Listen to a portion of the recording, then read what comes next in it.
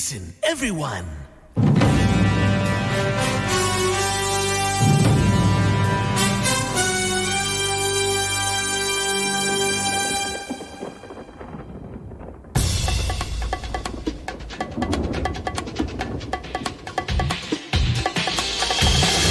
라이브 비상대책위원회.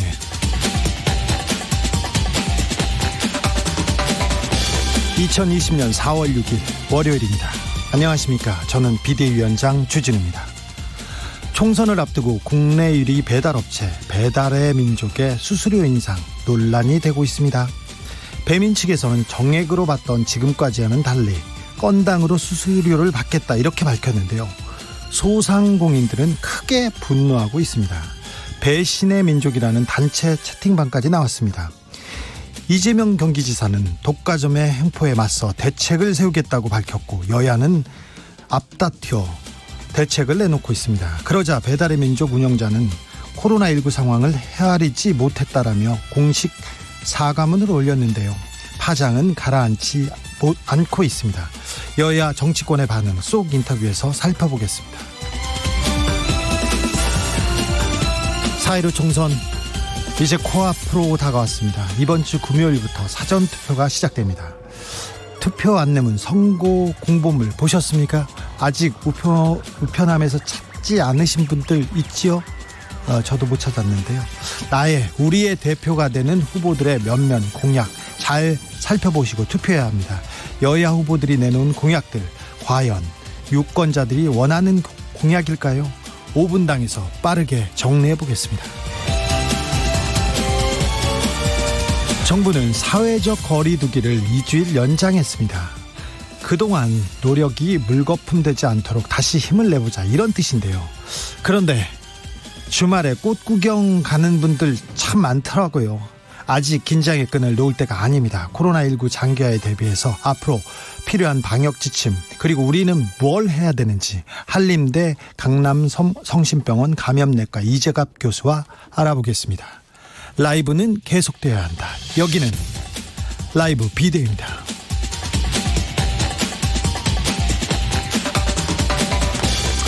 오늘도 자중자애, 겸손하고 진정성 있게 여러분과 함께 하겠습니다.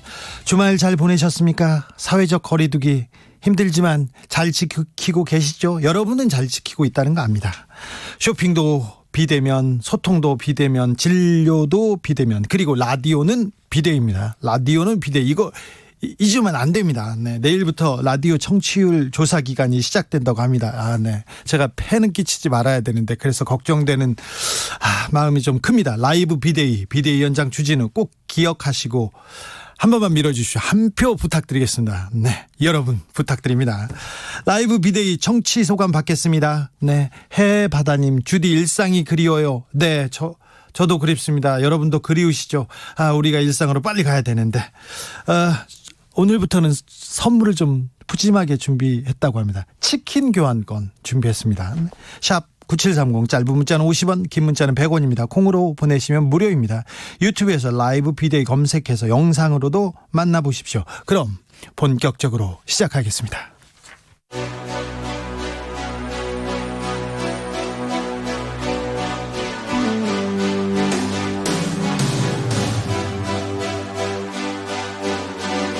라이브는 계속되어야 한다. 살아남아야 한다.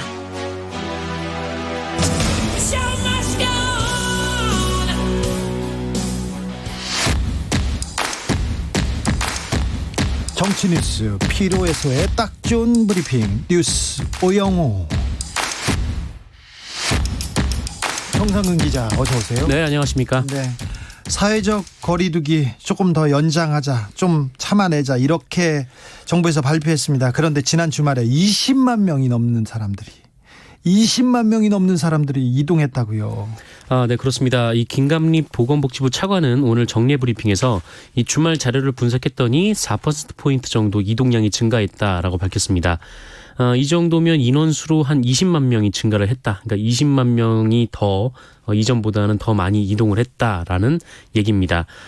또한 이 정도의 이동량은 2월 말에 비해서도 20% 정도 증가한 결과다라고 설명을 했습니다. 어제까지 정부가 정한 이 고강도 사회적 거리두기 기간이었고 또 토요일에 사회적 거리두기가 연장이 됐는데요. 지난 주말에 좀 많은 분들이 밖으로 나오셨다라는 것이죠. 네, 많이 나왔더라고요. 네, 뭐 특히 지난 5일 이 젊은 연령층이 많이 방문하는 상업지구인 명동, 강남역, 홍대 입구역 근처 그리고 벚꽃 등 꽃놀이 명소들인 여의도, 한강변, 남산 인근 지역의 방문객들이 눈에 띄게 증가했다라고 합니다. 예. 지난 2주간 사회적 거리두기의 영향으로 이 감염 경로를 알 수 없는 확진자, 이 확진자들이 19.8%에서 6.1%까지 감소했다라고 네. 하는데 다시 또 인원이 늘어난 만큼 좀 우려가 되는 상황이긴 합니다. 감염 경로를 알 수 없는 확진자가 6.1% 정도. 세계 수준에서 놓고 보면 이렇게 잘 추적하는 나라는 우리나라뿐입니다. 네, 맞습니다. 하지만 우리는 좀 더 나아가야 됩니다. 네, 워낙 그 병이 전염력이 세다 보니까 예. 좀 더 주의를 기울여야 할 것 같은데 네. 김강립 차관은 우리 사회가 좀 더 이 사회적 거리두기에 동참을 했다면 지금보다 조금 더 훨씬 더 좋은 결과가 나올 수 있었다는 점에서 좀 아쉬움이 남는 대목이다라고 말하기도 했습니다. 네. 코로나19 완치 판정을 받았어요. 네. 증상도 없어요. 그런데 재확진 판정을 받는 사례가 나왔습니다. 사례가 한둘이 아닙니다. 네, 근데 이 사례들이 좀 경상북도에 좀 몰려 있는 측면이 있습니다. 오늘 경산의 53살 남성이 지난달 7일 확진 판정을 받고 28일 완치 판정을 받았는데 지난 4일과 5일 두 차례 검사를 한 결과 모두 양성이 나왔다라고 경상북도가 오늘 발표를 했습니다. 네. 게다가 또 완치 후에 별다른 증상이 없었다라고 합니다. 그래서 근무처가 병원이었는데 이 병원으로 복귀하기 전에 그래도 혹시 몰라서 재검사를 한 경우 결과 이 재확진 판정이 나왔다라고 합니다. 같은 시설 종사자로 완치 판정을 받은 55 여성도 증상이 없었는데 비슷한가요? 네, 그렇습니다. 업무 전 이 검사에서 다시 확진 판정을 받았습니다. 이런 분들 얼마나 됩니까? 지금 한 경상북도 전체에서 한 6, 7명 정도 되는 걸로 좀 알려져 있는데 네. 어쨌든 이 경북에서는 이 재확진 사례가 속출을 하자 이 완치 판정 후에도 바로 퇴원시키지 않고 좀 일주일 정도 증상 유무 등을 모니터링하기로 했습니다. 네. 걱정이 됩니다. 주한미군에서도 지금 확진자가 좀 무더기로 나왔습니다. 네. 무더기로 나오긴 했는데 네. 이게 누구인지 또 어디서 걸렸는지를 지금 모릅니다. 이게 대한민국이 아니어서 지금 치해법권 지역이어서 지금 이 감염 경로를 파악을 제대로 못한 것 같아요. 네, 뭐 우리나라에서 있었던 건지 뭐 그것조차 지금 알 수가 없는데 이 미군 72명이 이 최근 한 국내 연구소에서 코로나19 확진 판정을 받은 것으로 확인이 됐습니다. 아이고. 미군의 캠프 험프리스에서 이 연구소에 검체를 보내왔고요. 누군지 못 알아보게 이름을 안 적고 그냥 번호만 적어서 보냈다라고 합니다. 캠프 험프리스는 저기 평택, 경기도 네, 평택에 있습니다. 예. 그래서 이 해당 연구소가 검사를 한 결과 72명의 양성 판정을 내린 건데 문제는 이 사람들이 누구인지 또 어디 있는지를 모른다라는 겁니다. 이 사실은 이 해당 연구소가 평택시에 이를 통보하면서 알려졌는데요. 이 평택시가 주한미군 사령부에 이들의 신원을 물어봤더니 예. 이 주한미군 사령부가 주한미군은 아니고 한국 안보에 도움을 주는 군인들이다 라고만 밝혔다라고 지금 합니다. 어디에 있는지 뭘 하는지도 모른다고요? 모릅니다. 군사 비밀이어서 그런지는 모르나. 네, 근데 만약에 이들이 이 국내에 감염된 주한미군이라면 이 신원을 감춰서는 안 되는 문제이고요. 근데 네. 일각에서는 어쨌든 미군에서는 주한미군이 아니라고 했으니까 그래서 예. 미군의 이 핵추진 항공모함인 이 시어도어 루즈벨트호의 승무원 아니냐 이렇게 좀 관측이 제기되고 있습니다. 네. 이 시어도어 루즈벨트호가 현재는 괌에 있는데 뭐 작전 지역 중에 이 남중국해 등이 포함이 돼 있고 여기 함장이 코로나19 감염 우려가 있다라고 상부에 보고한 사실이 좀 알려졌기 때문입니다. 네, 조금 지켜봐야 되겠습니다. 네, 그래서 일단 이 배에 지금 한 155명의 확진자가 있다라고 하는데 일단 좀 지켜봐야 될 것 같습니다. 이 소식 가슴 아프더라고요. 의료진 코로나19 감염된 의료진들이 속속 지금 나오고 있습니다. 총 의료진이 241명이 코로나19에 확진됐다고요? 네, 그렇습니다. 뭐 코로나19 확진자를 치료하던 의료진이 감염되는 사례가 잇따르면서 지금 정부가 대책을 마련을 하고 있습니다. 그래서 앞으로 이 의료기관 그리고 의료진 감염 확산을 막기 위해서 환자를 대면하지 않는 진료 대상을 확대할 예정입니다. 그러니까 감기나 고혈압 등의 만성 질환자는 이 전화나 화상 진료 등으로 처방을 받을 수가 있는데요. 예. 이 가벼운 증상이 있는 응급 환자의 경우에는 그 응급실로 가기 전에 일단 선별 진료소에서 진단 검사를 먼저 받아야 하고요. 이 호흡기 증상이 있는 중증 환자는 응급실 격리 장소에서 응급처치와 함께 진단 검사를 함께 받아야 합니다. 그리고 유증상자들은 입원실과 중환자실에 가기 전에 의무적으로 또 진단 검사를 받아야 합니다. 방역 당국은 입원 환자 면회를 최대한 자제를 하고 이 병원에 갔을 때는 병원 측의 감염 예방 조처에 적극 따라달라라고 강조했습니다. 코로나19에 감염될 수 있는 위험을 알고도 뛰어든 사람들이지 않습니까? 그래서 네, 그렇죠. 마음이 아픈데 조금 힘을 내주셨으면. 그리고 정부에서도 의료진이 계속 이렇게 감염 사례가 나올 수밖에 없는 상황이기 때문에 좀 특단의 대책을 좀 내주셨으면 하는 바람이 있습니다. 네네. 긴급 재난지원금 사실 미래통합당에서는 총선용이다, 현금 살포다 하면서 계속 비판했어요. 네, 그렇습니다. 그러다가 지난 주말에 전 국민을 대상으로 50만 원씩 주자 이런 주장이 나왔습니다. 네, 그러니까 4인 가구 기준이면 200만 원이니까. 그렇죠. 그것도 70% 그러니까 그 소득이 좀 적은 사람들한테 주자 이렇게 했었는데 네. 전 국민한테 50만 원입니까? 전 국민에게 50만 원을 지급하자라는 겁니다. 황교안 대표가 어제 종로구 유세 현장에서 이같이 말을 했는데 필요한 재원이 한 25조 정도 되니까 예산을 재구성해서 조달을 하라라고 주장을 했습니다. 네. 황교안 대표는 이런 주장을 한 이유로 이 정부가 결정한 이 건강보험료 기준 긴급 재난지원금은 이 즉각적으로 현금으로 지급되지도 못할 뿐만 아니라 지급 기준에 대해 국민들에게 많은 불만과 혼란을 초래하고 있다. 그런데 이 말은 또 맞는 지적이에요. 네. 그래서 다 줘야 된다 그렇게 주장하는 학자들이 많았는데 그동안은 네. 빚더미다 이거 총선용이다 그래서 반대했지 않습니까? 반대를 했었습니다. 네. 그래서 반대를 하다가 왜 갑자기 이런 제안을 했느냐라고 그렇죠. 이제 기자들이 물어봤는데 네. 일단 이 미래통합당에서는 이번 것은 긴급 재난지원금으로 이 포퓰리즘이 아니라 비상응급 조치다라고 설명을 했습니다. 네.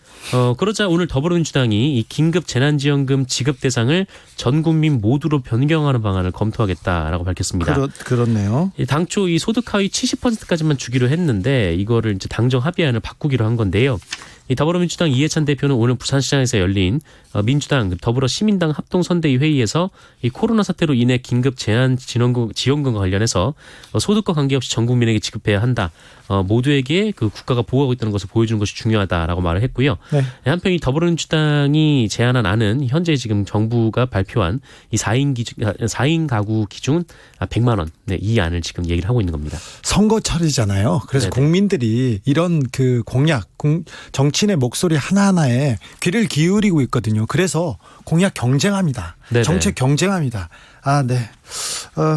좀 지켜보시죠. 조금 그 진전된 안이 금방 나올 것도 같습니다. 선거철이기도 해서 그렇습니다. 근데 모든 정당이 어쨌든 전 국민을 대상으로 지급하는 것에 대해서는 공감대가 형성이 되어 있는 상황입니다. 그렇습니다. 미래통합당의 한 후보가 이것도 좀 세대 비하, 30, 40대를 비하하는 말을 또 하셨네요. 네, 이 서울 관악갑에 출마한 미래통합당 김대호 후보가 오늘 이 당의 선거 대책을 논의하는 공개 석상에서 30대와 40대는 논리가 없다라는 취지의 발언을 했습니다. 30대, 40대가요? 네, 논리가 없다라고 했는데 그러니까 60, 70대는 대한민국이 얼마나 열악한 조건에서 발전을 이룩했는지 잘 아는데 이 30, 40대는 그런 걸 잘 모르는 것 같다라면서 이 태어나 보니 어느 정도 살만한 나라여서 이분들의 기준은 그러니까 30, 40대의 기준은 뭐 유럽이나 미국쯤 되는 것 같다 이렇게 주장을 했습니다. 저 40대인데 기준 유럽이나 미국 아닌데요. 네, 저도 30대인데 네, 저도 그렇습니다만. 그렇습니다. 김대호 후보는요? 올해 57입니다. 네.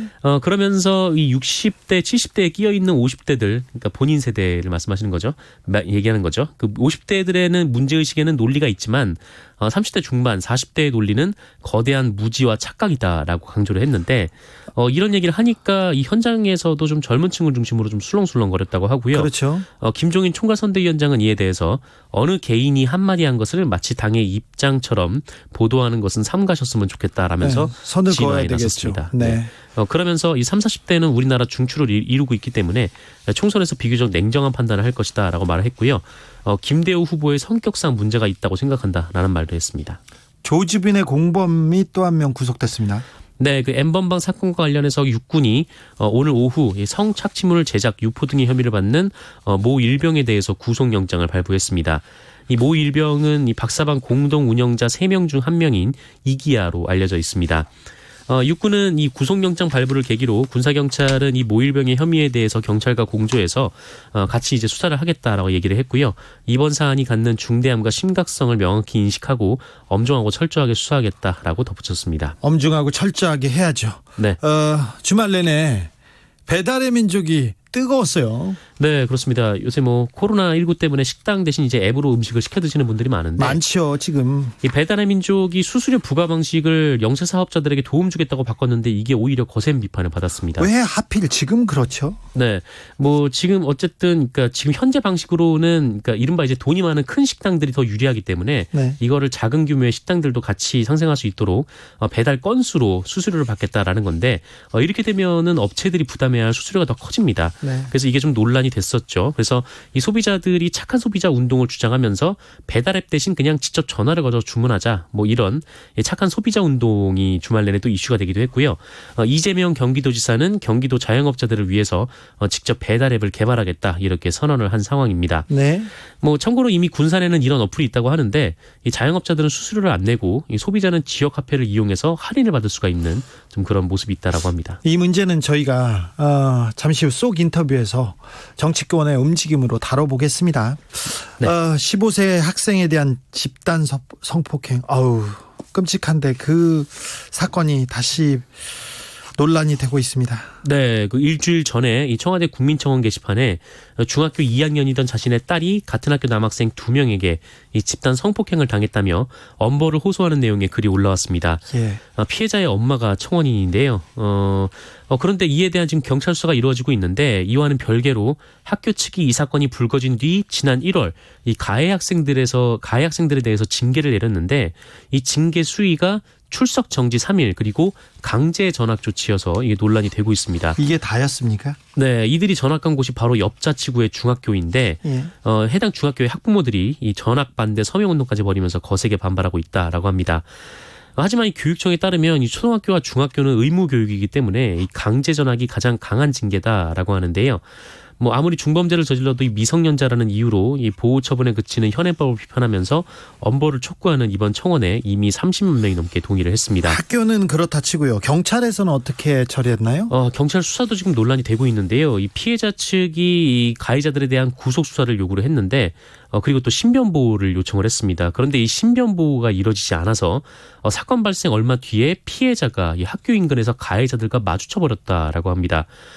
이에 피해자가 뭐 큰 위협을 느꼈고 도망 다니다가 112의 도움으로 겨우 집에 도착을 할 수가 있었다고 하는데 이후에도 피해자 가족들이 신변 보호를 요청을 했는데 계속 거부당했다 이렇게 주장을 했습니다.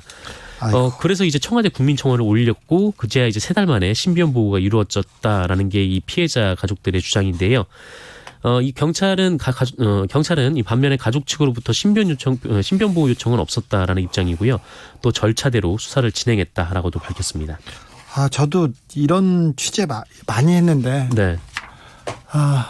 피해자는 계속해서 피해를 보고 가해자는 떳떳하게 학교를 다니는 것을 너무 많이 목격했어요. 네, 그래서 그렇습니다. 그게 좀 고통스럽더라고요. 피해자 가족은 얼마나 더 가슴이 아팠을지. 네.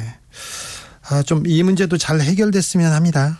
정부가 오늘 심승섭 해군 참모총장을 전격적으로 경질했습니다. 네, 임기가 아직 4개월 정도 남았는데 이 최근 제주와 진해에서 이 민간 시위대 그리고 뭐 치매를 앓고 있는 어떤 사람이 위병소를 제지 없이 통과해서 뭐 기지 안을 돌아다니다가 적발된 일이 있었습니다. 그랬죠. 이것 때문에 지금 경질된 거 아닌가 이런 추정이 나오고 있는데 네. 다만 군 관계자는 이 평균적인 총장 임기를 마친 것이다라고 밝혔고요. 이후 이 합동참모부는 부석존 해군 준장을 대장으로 진급시켜서 참모총장을 맡길 것으로 예상이 되고 있습니다. 여기까지 듣겠습니다. 뉴스 오영호 정상근 기자 감사합니다. 네, 고맙습니다. 마이네스티님 마스크 벗고 다니는 날이 언제 올까요? 네, 좀 걸릴 것 같아요. 좀 더 걸릴 것 같으니 좀 마스크하고 친해져야 됩니다. 이용래님 맘 놓고 여행 다니고 싶습니다. 이럴 때일수록 날씨는 왜 이렇게 좋은지 모르겠어요. 정말 역설적으로 미끄러워 공기가 뭐 맑고요. 미세먼지도 없어지고 황사도 없어졌습니다. 그런데 그래도 바깥에 나가면 안 됩니다. 창문으로 창밖에 풍경 구경하기 우리 비대위에서는 꼭 그거 지켜야 됩니다. 이예숙님, 이제껏 해온 게 아까워서라도 좀 더 참아봅시다. 의료진들을 위해서라도요. 그렇습니다. 지금껏 잘해왔습니다. 우리가 제일 잘하고 정상적으로 경제활동을 하고 정상적으로 사회활동을 하는 나라가 지금 대도시 중에 우리나라 서울입니다. 그리고 가장 빨리 극복하는 나라가 우리나라가 될 것 같습니다. 그런데 조금 아직은 사회적 거리두기 더 해야 됩니다. 조금 더 힘을 내야 됩니다. 김한님, 의료진들 생각하면 일반 시민들의 거리두기는 아무것도 아닙니다. 그냥 불편함을 느끼는 거지만 의료진은 사투를 벌이는 중입니다. 다들 조금만 더 참읍시다. 네, 저도 이 말 드리고 싶습니다. 네. 3539님, 뭉치면 전염되고 흩어지면 예방된다. 박홍선님이었습니다. 교통정보센터로 가겠습니다. 이승미 씨. 네, 이 시각 교통 상황입니다. 영동고속도로 인천 방향으로 오후 내내 안산에서 정체가 계속되고 있는데요. 작업을 하고 있습니다. 여파로 2km간 밀리고 있고요. 더 가선 월곶 부근과 서창에서 오후 정체가 시작이 됐습니다. 중부고속도로 남이 방향으로는 진천터널 부근에서 막히는데요. 전 시간 사고 있었던 여파로 3km 구간 밀리고 있고요. 경부고속도로 부산 방향으로 신탄진 나들목과 회덕분기점 사이 승용차와 화물차가 부딪히는 사고가 났습니다. 갓길 막고 처리 작업하고 있습니다. 2차 사고 나지 않도록 주의하셔야겠습니다. 서울 방향은 기흥 부근에 고장난 차가 있었습니다. 이 고장난 차 치워졌는데요. 기흥 동탄나들목부터 2km가 정체고요. 이후로는 양재 부근에서 반포 사이 밀립니다. 서울시내 올림픽대로 하남 방향으로는 30분 사이 두 건의 사고가 있었는데요. 모두 정리가 됐지만 동작대교에서 동호대교까지 속도 내기 어렵고요. 반대 공항 쪽은 성수대교부터 동작대교까지 막힙니다. KBS 교통정보센터였습니다.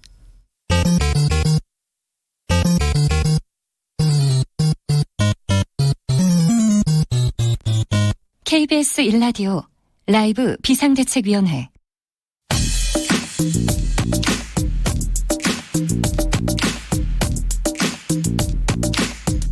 쏙 인터뷰.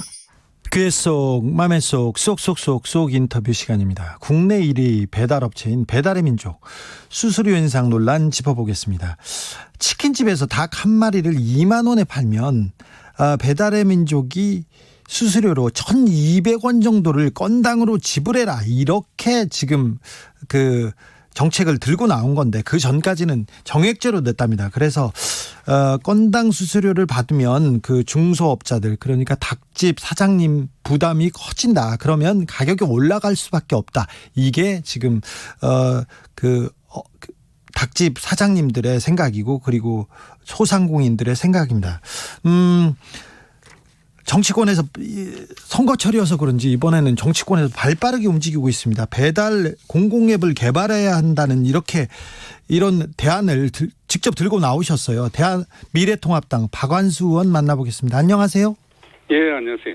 예. 그러니까 배달의 민족에서 수수료 개편 논란이 되고 있습니다. 그랬더니 과도한 수수료다. 그리고 지금 공공앱을 개발해야 된다. 지금 의원님이 이렇게 주장하고 계십니다. 예. 갑자기 이렇게 수수료 개편이 나오다 보니까 네. 물론 예상은 됐지만은 예상하고 계셨어요? 상공인들 입장에서 굉장히 어려운 거죠. 어려운 입장에 또 수수료까지 이렇게 인상하면은 네. 다행히 오늘 배달앱 운영자가 공식 사과를 하고 개선책을 내놓겠다고 해서 그나마 좀 다행인 것 같습니다. 네. 시장의 독과점 문제에 대해서는 조금 의원님께서는 예견하고 좀 걱정하고 계신 거죠? 그렇죠. 지난 연말에 이 독일 딜리버리 히어로가 우리 배달의 민족 이걸 인수하고 나서 많은 상인들이 우려를 했죠. 독과점에 대해서. 그런데 이게 이렇게 빨리 이 사업자가 이렇게 수수료를 이렇게 인상할 줄은 몰랐죠. 그런데 이게 조기에 현실화되다 보니까 우리 소상공인들 입장에서는 걱정이 큽니다. 네. 지금 소상공인들이나 영세업자들 목소리를 지금 선거철이어서 더 빨리 더 가까이서 듣고 계시죠? 예, 하루 종일 소상공인들 많이 만나는데요. 네. 요즘 경제적으로도 어렵고 그런데다 코로나까지 겹쳐가지고 하루 종일 그냥 한 건도 못 위협하는 그런 이제 경우도 많이 있는데 네. 제가 볼 때는 그 최저임금 부분 때문에 어렵고 또 코로나 때문에 어렵고 이렇기 때문에 소상공인들 입장에서는 정말 이번에 이 배달앱 수수료 인상은 아주 그야말로 큰 그거죠. 네. 부담이죠. 의원님, 그럼 배달 공공앱을 개발해야 된다 이렇게 말씀하셨는데, 그럼 예. 이거는 어떻게 만들고 어떻게 활성화되는 거죠? 기본적으로는 제가 볼 때는 민간 부분에 이런 걸 다 맡기면 이런 현상이 앞으로 독과점을 통해서 우리 소상공인들에게 계속 부담을 주지 않겠습니까? 그래서 이 문제를 정부나 자치단체가 좀 참여해서 대책을 마련해야 된다는 뜻이고요. 네. 만약에 이게 이제 정부나 지자체가 영세 소상공인들을 위해서 자체적으로 배달 앱을 운영할 수도 있는 것이고 예, 예. 또 직접 배달하는 것이 만약에 지나치게 시장에 개입한다고 원칙적으로 바람직하지 않다고 하면은 또 다른 방법을 통해서도 이 배달 앱 부분에 대한 해결책이 가능하거든요. 그래서 그런 부분을 정부나 지자체가 좀 나서달라. 현실적이지 못한 부분 이런 부분을 그런 이야기입니다. 제가 볼 때는. 네, 그렇습니다. 네. 더불어민주당에서 수수료를 낮추기 위해서 특별법을 만들어야 된다. 당 차원의 대책을 내놓아야 된다. 이런 얘기했는데 미래통합당에서 보시기는 어떤가요?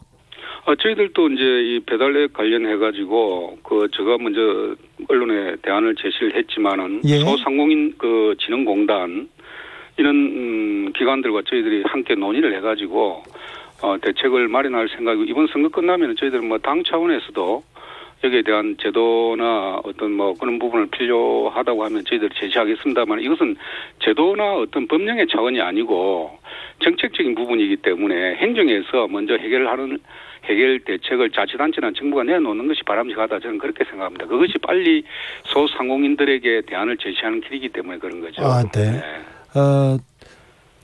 저희 청취자분들께서 선거철이어서 민심이 예. 즉각 반영된다. 이렇게 빨리 매월 선거해야겠다. 선거 앞두니 민심이 잘 반영된다. 이렇게 말씀하시네요. 예, 저희들이 평소에도 그렇게 노력을 열심히 해야 되겠죠. 예.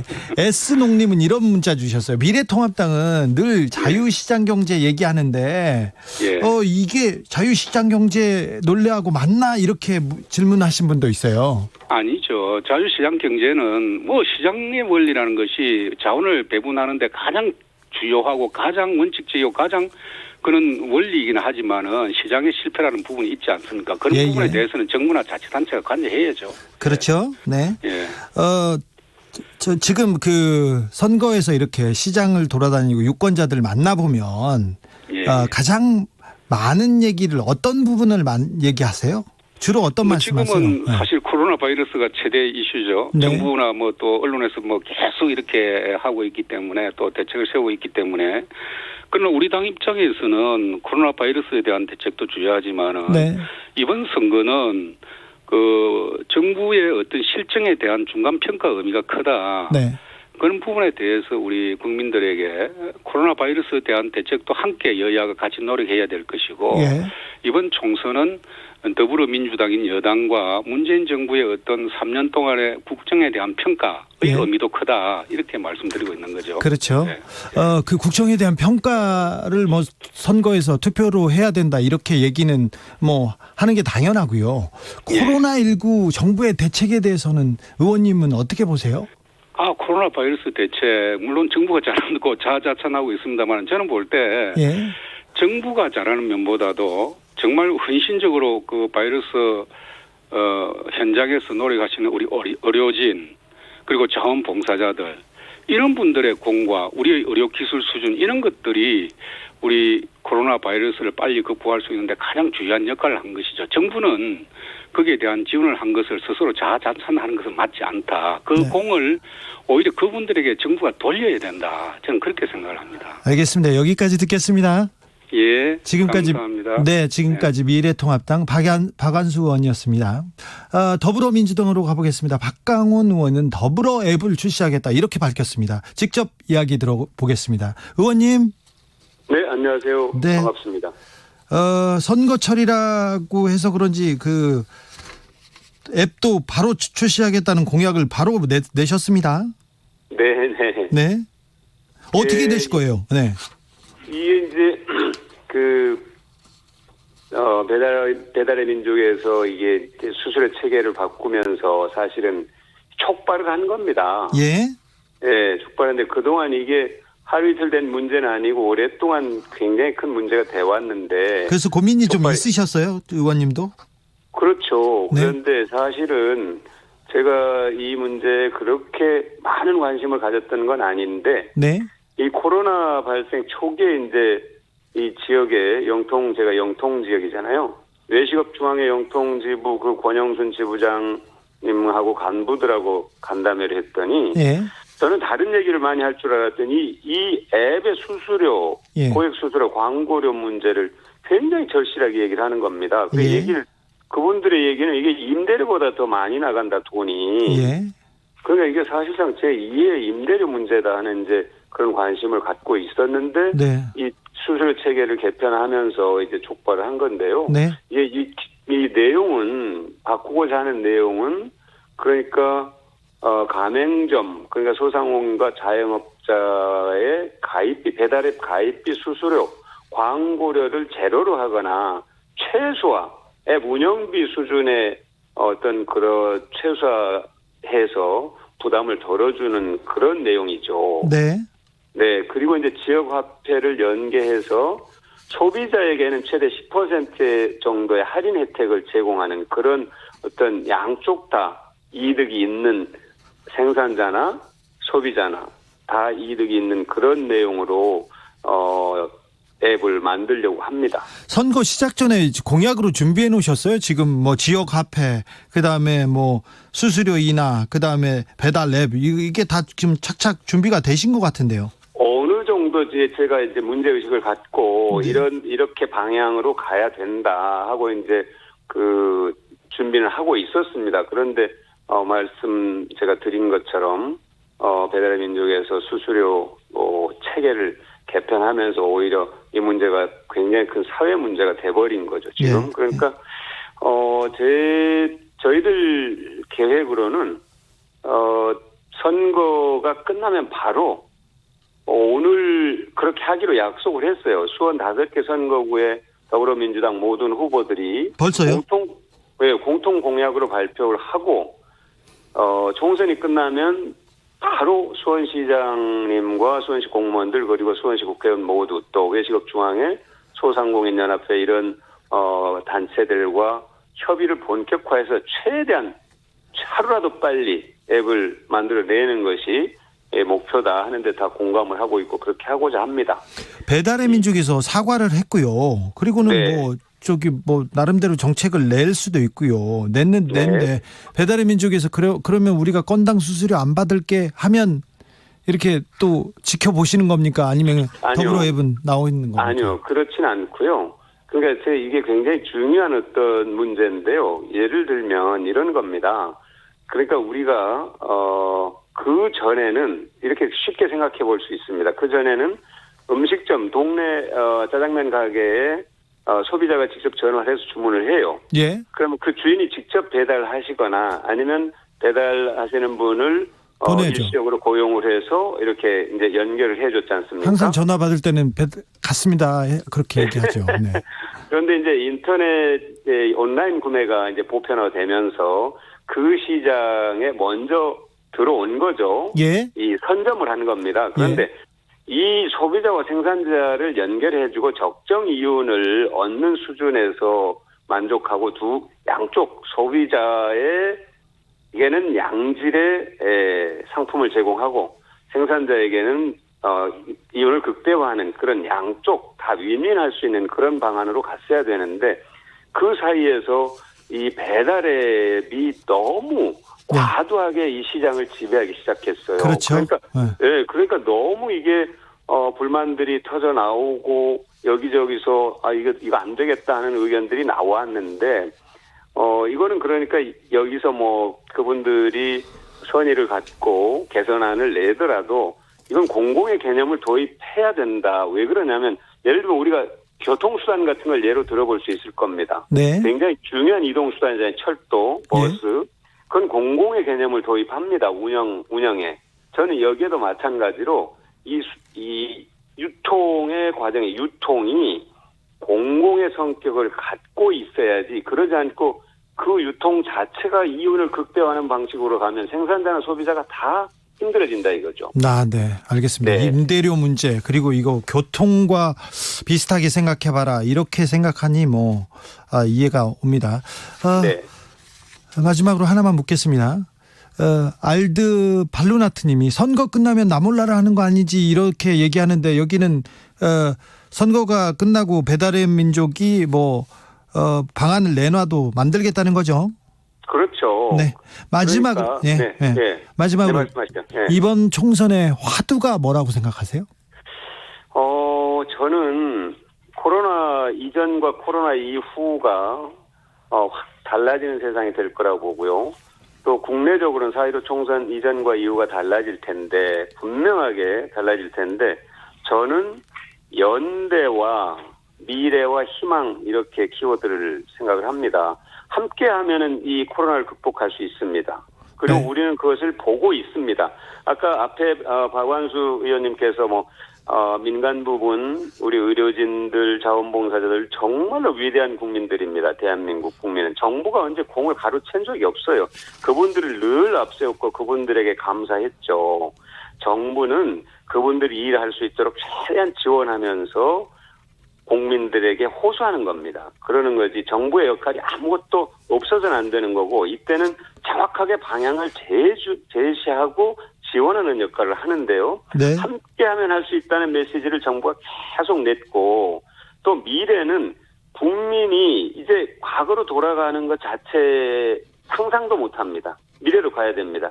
그리고 미래 속에 희망이 있다 하는 거를 저는 우리 지역에서 유권자들을 만나면서 재래시장이나 네. 골목상권 상인들을 만나면서 확신하고 있습니다. 알겠습니다. 여기까지 할게요. 앵커 출신이어서 말 시켰더니 계속 하시네. 네. 네, 여기까지 듣겠습니다. 더불어민주당의 고맙습니다. 박강원 의원이었습니다. 감사합니다. 네네, 고맙습니다. 강석중님, 음식 배달이 공공서비스가 아닌데 정부가 언제까지 모든 사항을 관리하려고 이러는데 지금 여도 야도 지금 시민의 편에서 정책을 내겠다고 공약 경쟁을 하고 있습니다. 조동영님, 배달앱이 아무리 사과했다고 해도 제 생각엔 여론이 잠잠해지면 다시 수수료 인상할 것 같습니다. 정부에서 청년 기업을 연동해서 배달앱을 개발하는 게 정답일 것 같습니다. 이것 좀 좋은 아이디어 같습니다. 신승아님, 메시가 발롱도로 상을 타면 메시가 타는 게 아니고 메시 발이나 메시 축구화가 타야 되는 겁니까? 이렇게 얘기하는데요. 무슨 말인지 잘 알겠어요. 5분당으로 갈까요?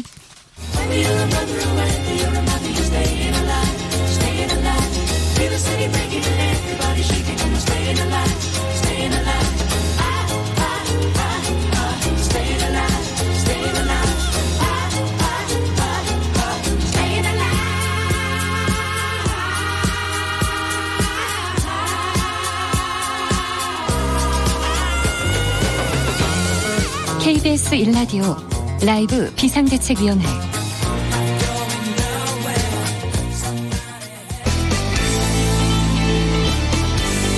딱 5분이면 됩니다. 5분 동안 대한민국 정당 소식을 국제심판처럼 공평하게 공정하게 전해드립니다. 오창석의 5분당. 오창석 평론가 어서 오세요. 네, 안녕하세요. 오창석입니다. 총선이 9일 남았습니다. 사전투표는 이제 며칠 안 남았어요. 이번 주 금요일 토요일 사전투표가 시작됩니다. 네, 맞습니다. 각 선거운동 각 당의 선거운동은 어떻습니까 요새? 네, 열심히 지금 하고 있는데요. 네. 물론 이제 사회적 거리두기 때문에 지난번 총선만큼 스킨십이 있는 선거운동을 할 수가 없습니다. 그래서 이번에는 좀 튀기도 좀 어려워요. 네, 맞습니다. 그래서 공약에서 좀 차별성을 내야 될 텐데. 네, 그 와중에 공약으로 이색 공약들이 나왔습니다. 정당별로 공약을 한번 살펴볼 필요가 있을 것 같은데요. 네. 먼저 민주당은 미세먼지로부터 안전한 대한민국을 만들겠다라고 하면서 국민 건강검진 항목에 폐기능 검사를 도입하는 방안을 제시했습니다. 원래 폐기능 검사 안 해주나요? 네, 그렇게 하는데 이제 무료로 네. 모든 국민이 편하게 할 수 있도록 제안을 했고요. 예. 4호 공약 중에 국민 건강 인센티브 제도를 내놓았습니다. 이건 뭐죠? 요거는 이제 체질량 지수라고 하죠. 혈압과 혈당 관련 목표치를 달성한 국민에게 건강 포인트를 지급하고 이 포인트를 통해서 건강식품이나 운동용품 등을 구매할 수 있도록 만든다고 했습니다. 좀 아기자기합니다. 네, 그리고 통합당으로 갈게요. 예, 통합당은 왼손잡이도 편한 세상을 만들겠다라고 하면서 네. 왼손잡이의 날을 지정하겠다라고 밝혔습니다. 왼손잡이의 날엔 뭐 하죠? 이제 왼손잡이에 대한 인식 개선에 힘쓰겠다고 했는데요. 예. 8월 13일에 이제 지정하기로 했는데 이게 실제로 세계 왼손잡이의 날이기도 합니다. 아니 그러니까 왼손잡이들한테 뭘 특혜를 준다던가 아니면 밥을 네. 왼손으로 먹으라던가 이런 건 뭐가 사실 이제 어릴 때 보면은 네. 어른들이 이제 왼손잡이인 아이들을 막 이제 혼내고 다그치고 그랬죠. 예, 무조건 오른손잡이로 쓰게끔 만들지 않았습니까? 네, 네, 네. 그 야구 선수들도 보면 공은 오른쪽으로 던지는데 타석에서는 왼쪽으로 들어선다든지 네. 이렇게 강제로 바꾼 흔적이 있습니다. 왼손잡이를 있는 그대로 봐달라 뭐 이런 인식을 제고하겠다는 것입니다. 네. 통합당답지 않은 공약인데 좋은 공약이라고 생각합니다. 네, 맞습니다. 그리고 다른 당은요? 민생당은요. 미세먼지 대응 차원에서 초등학교에 가상현실 체육관을 보급하겠다. 가상현실 체육관이 뭐죠? 그러니까 가상현실 속에서 양궁이나 농구 등 다양한 스포츠를 즐기게 하겠다는 건데요. 아니 집에서 그럼 컴퓨터로 게임하라고 하면 되지 이걸. 사실 이제 한 끗 차이거든요. 아, 네, 그래요? 모 게임 회사에서 하고 있는 이 스포츠 프로그램과 거의 유사한 내용인데 다만 중요한 것은 이제 학교에서 선생님의 지도 하에 할 수 있는 것입니다. 정의당은요? 네, 정의당은 이제 기존의 사각형인 학교 건물을 동그라미 등 다양한 형태의 친환경 건물로 전환하겠다. 아니 지금 다 네모나게 지어놨는데 건물을 이제 지을 때는 동그라미로 하자는 거예요? 네, 앞으로 이제 친환경으로 이제 새로 신축에 한해서 또는 이제 건물에 담쟁이 넝쿨을 넣는다든지 이런 식으로 친환경으로 예. 다양하게 전환하겠다라고. 0610님 이게 여당과 야당의 공약이라니 이렇게 말씀하셨는데 선거철이라고 배달앱도 만들고 바로 시민과 중소상공인을 위해서 열심히 뛰겠다 이렇게 아까 칭찬했는데 공약으로 들어가 보니까 네. 좀 약간 부끄러운 공약이 있네요. 다른 이색 공약도 좀 얘기해 주세요. 군소정당 네. 작은 당이지만 이건 좀 짚고 넘어가 보자. 그런 거 있습니까? 네, 그 의석수와 이제 비례대표 순번으로 말씀드리면 네. 우리공화당과 친박신당은 각각 박근혜 전 대통령의 석방을 공약으로 이제 내세우고 공약이요? 예, 공약입니다. 야, 국민들을 위해서 공약을 해야지. 박근혜 대통령을 위해서 공약을 하면 어떻게 해요? 네, 조금 다른 부분이 있는 거는 우리공화당에서 이제 전교조의 좌익사상 주입 교육 금지라는 공약을 내세우기도 했습니다. 아유, 예, 다른 당은요? 예, 민중당은 이제 국공립대학교 통합 네트워크를 구축해서 서울대 폐지를 공약으로 내세우기도. 네, 이 부분에 대해서는 고민해 볼 수 있는 그 교육을 위해서 고민해야 되는 부분도 있네요. 네, 맞습니다. 그리고 가자환경당에서는요. 네. 무본드 무라벨 페트병을 만들어서 100% 재활용한다라는 공약을 내세웠습니다. 네, 환경 사실 이제 일본에서는 다 시행하고 있는데요. 예. 우리나라 페트병에 있는 쌓여져 있는 이제 비닐 라벨이 본드로 붙여져서 재활용하기 굉장히 어려웠습니다. 다른 당 하나만, 다른 당 공약 하나만요. 아, 어려운데 국가혁명 배당금당 네. 얘기 안 할 수가 없는데요. 결혼수당을 1억 지급을 하고 예. 수능시험을 폐지하고 예. 5천만 국민의 모든 관원상제를 대통령이 챙기고 대통령이요? 네. 관원상제를? 네. 통일부와 여성부를 없애고 미혼자들에게는 매월 20만 원의 연애수당을 주는 연애수당 20만 원이요? 네, 연애공영제를 실시하겠다라고 했습니다. 이제 연애까지 관리해 주시려고 하시네요. 네. 여기까지 듣겠습니다. 네. 오창석 평론가 수고 많으셨습니다. 네, 고맙습니다.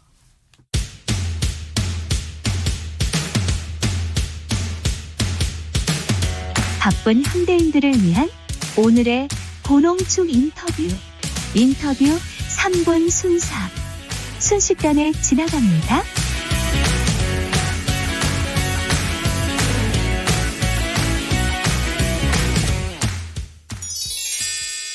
오늘의 3분 순삭 인터뷰. 일본과 미국이 코로나19 확진자 폭증의 중심이 되고 있습니다. 안일한 초기 판단과 대응, 소극적인 검진과 확진자 추적 실패가 지금의 결과를 가져왔다는 공통점을 갖는데요. 여러모로 한국과 대비되는 두 나라의 상황을 짚어보겠습니다. 먼저 긴급사태 선언을 눈앞에 둔 일본 상황을 호사카 유지 세종대 교수가 정리했습니다. TBS 라디오 김어준의 뉴스공장과의 인터뷰입니다. 다사가와 평화재단이라고 또 사사가 그룹 속에 있습니다. 거기에 어떤 박사가 가장 세계에서 잘하고 있는 나라가 한국하고 독일이다. 한국하고 독일은 전체를 관리하고 있다.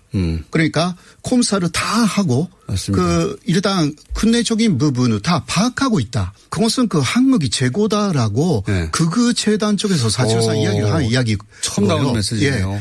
또 하나의 이야기를 그 사람이 했는데 대조적인 것이 일본하고 미국이다. 라는 이야기입니다. 일본은 중증 환자만 중심으로 봤기 때문에 그러니까 가벼운 사람들을 다 무시를 했기 때문에 그렇죠. 지금 그게 어떻게 번지고 있는지 아무도 모른다. 그렇죠. 이게 며칠 전에 뉴욕하고 미국 전체하고 똑같다. 어디든 그렇지만 도쿄에서도 중증 환자가 되어야만이 거의 검사를 해요. 그러니까 검사를 한 사람들은 거의 70% 정도가 양성 반응이 나오는 것입니다. 지금 사실 아베 신조 일본 총리로서는 비상사태 선언을 하나의 정치적인 도구로 사실 쓰려는 생각이 있었습니다. 요새는 어떻게 되냐고 하면 비상사태 선언을 선언한다는 것 자체가 현재까지의 코로나 정책의 실패를 인정하는 것이다. 그래도 하지 않을 수 없는 상황이기 때문에 해도 문제가 되고 안 해도 문제가 되고 9.11 테러 당시에도 이 정도는 아니었다. 한인들의 상황도 우려된다. 미국에서 내과 전문의로 진료 중인 장항준 원장이 미국의 엄중한 상황을 전합니다. CBS 라디오 김현정의 뉴스쇼와 가진 인터뷰입니다. 예, 저도 미국에 이민 온 지 22년 만에 정말 이런 상황은 처음 보는 것 같아요. 9.11 때도 이 정도는 아니었거든요. 그때는 그때 갑자기 이제 9.11 테러 공격을 받아서 쌍둥이 빌딩이 무너지고 그때 한 4천 명이 하루 만에 이제 사망을 했죠. 그러나 사회가 이런 식으로 마비가 되고 모든 소매상이 다 폐쇄가 되고 그리고 모든 주민들이 자택 대피령을 내린 것은 그때도 이렇지가 않았거든요. 예. 그런데 지금은 거의 전시 상황을 방불케 할 정도로 맨하탄의 명소인 센트럴파크에 지금 야전병원 텐트가 세워졌습니다. 미국 군대의 지원을 받은 아주 필수적인 사회유지 인력 외에는 모든 주민이 자택 자가격리에 들어갔고요. 대부분의 소매상이 문을 닫았어요. 식료품을 파는 마트는 지금도 열려 있지만 대부분의 소매상은 한마디로 말해서 한인뿐만 아니라 거의 모든 비즈니스가 올스탑했다고 볼 수 있는 겁니다. 제가 요즘에 원격 의료 진료를 하면서 여러 번 상담을 했는데 어떤 분은 그냥 제가 검사 받으러 가세요. 의심이 됩니다. 안 가요. 병원에 가는 걸 싫어하고 무서워하고 그냥 약만 좀 줘주세요. 이런 분들이 굉장히 많아서 제가 상담하면서 굉장히 애로를 겪거든요. 미국 생활이 20년, 30년이 되지만 무늬만 미국 국적을 가졌다 뿐이지 완전히 한국이죠. 그래서 요즘 어떤 분들은 한국 가는 게 편하겠다. 한국이 더 편하다. 이런 말을 하는 분들도 있어요.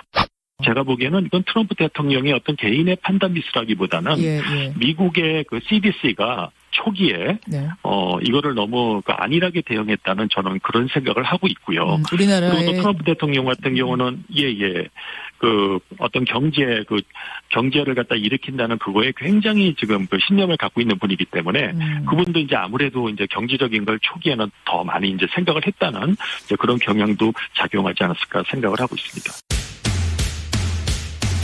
인터뷰 3분 순삭에 이어 오늘의 퀴즈 드립니다. 우리나라는 이것 오부제 시행으로 수급이 안정화되고 있는 가운데 서방 국가들 사이에서는 이것 쟁탈전이 격화되고 있습니다. 독일은 베를린으로 배송되던 이것을 미국이 중간에 가로채기 한 정황이 있다며 현대판 해적이라고 맹비난하기도 했습니다. 코로나19 시대 이제는 우리 일상의 필수품이 된 비말 감염을 막기 위해 귀에 걸어 착용하는 이것은 무엇일까요? 1번 마스크, 2번 마이크. 정답 보내시는 방법은 문자로 샵9730, 짧은 문자 50원, 긴 문자 100원. 콩으로 보내시면 무료입니다. 정답만 보내시지 말고 여러분의 코로나19 일기도 함께 보내주세요.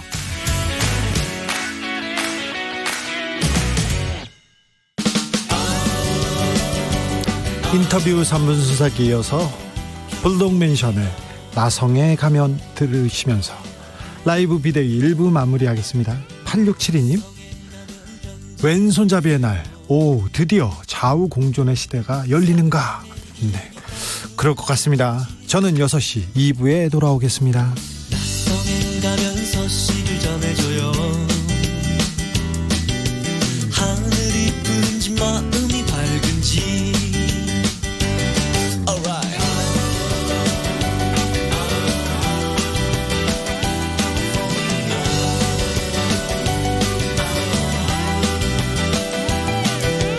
낯성에 가면 편지를 띄우세요. 꽃모자를 쓰고 사진을 찍어보내요.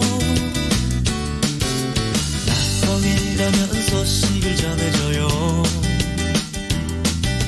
예쁜 차를 타고 행복을 찾아요. 즐거운 날도 외로운 날도 생각해주세요. 나와 둘이서 지는 날들을 잊지 말아줘요. 낯성에 가면 편지를 띄우세요. 함께 못 가서 정말 미안해요. 낯성에 가면 소식을 전해줘요. 안녕 안녕 내 사랑.